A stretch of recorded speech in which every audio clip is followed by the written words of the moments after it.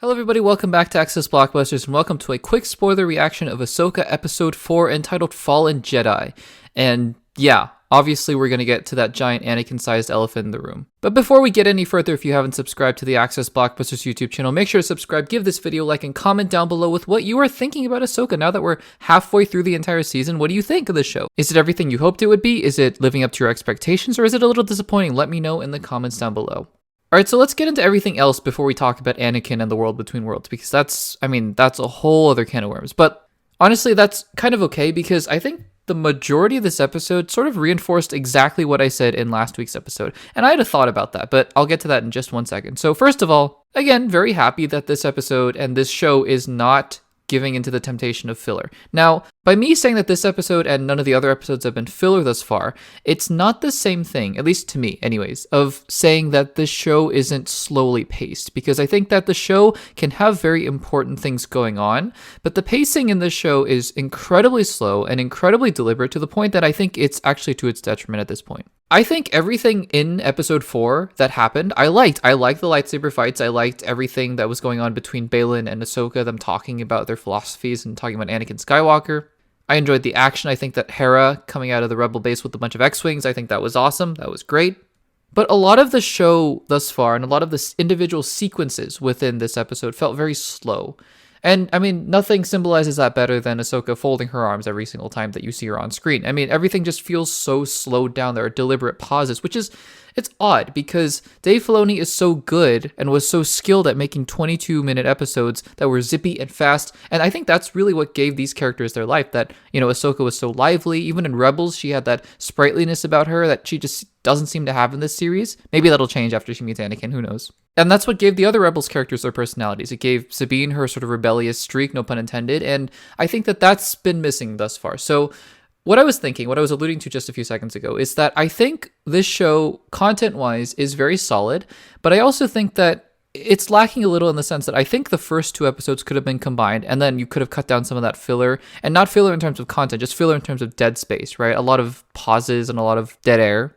And then if you did the same with episodes 3 and 4, you combine them, because I think episodes 3 and 4, for the most part, are telling pretty much one continuous story within the overall story, and you cut out that dead air, you actually have 2 incredibly solid, incredibly well-made hour-long episodes. As it stands, you have 4 kind of good, solid, nothing to really complain about, but, you know, not super exciting episodes of AHSOKA.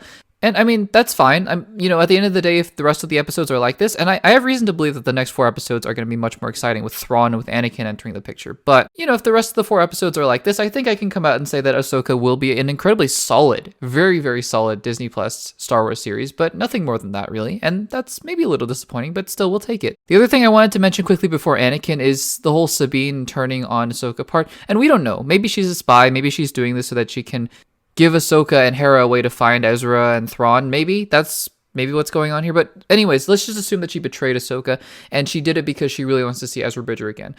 Here's the problem with that.